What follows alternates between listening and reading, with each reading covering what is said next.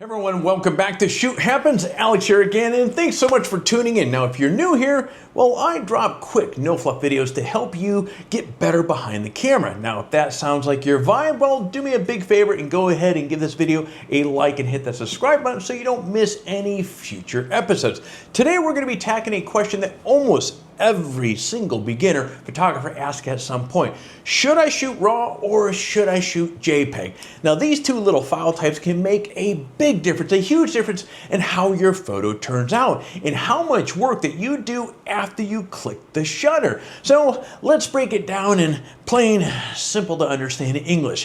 First up, let's talk about JPEG. A JPEG is like a ready-to-eat sandwich. You open up the file and it is good to go. Your camera does a bunch of processing the moment that you take the shot, adjusting contrast, sharpening colors. Then it splits it up, or spits it out rather, in a nice polished photos. JPEGs are smaller in file size as well. They don't take up much space on your memory card, which is a big plus. And they're super easy to share right away. The downside, well, because your camera has already processed the image and compressed it, you lose a lot of flexibility. So if your exposure is a little off or your white balance isn't where you want it, well, there's only so much that you can do fixing it in editing. Think of it like untoast a piece of bread. You can't. Let's shift lanes now and talk about RAW. A RAW file is like a big old box of ingredients. You get everything that your camera sensor captured and it's all untouched. It's not processed, it's not compressed, which means the file size is, friends, it's gonna be considerably larger. But the trade-off is that you have way more control in post-processing. You can recover details and highlights, shadows, fix color temperatures, and fine-tune your image without it falling apart, which is a big plus for obvious reasons. But here's the catch.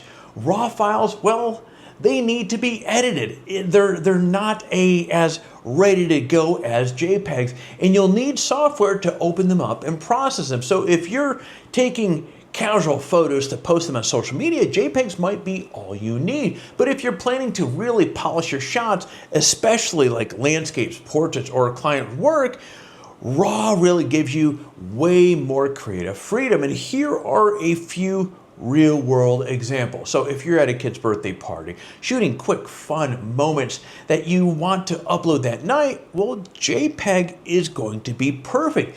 Easy, fast, and done. But if you're shooting a golden hour portrait session that you want to capture every bit of that warm glowing light, well, RAW is going to be the way to go in this situation.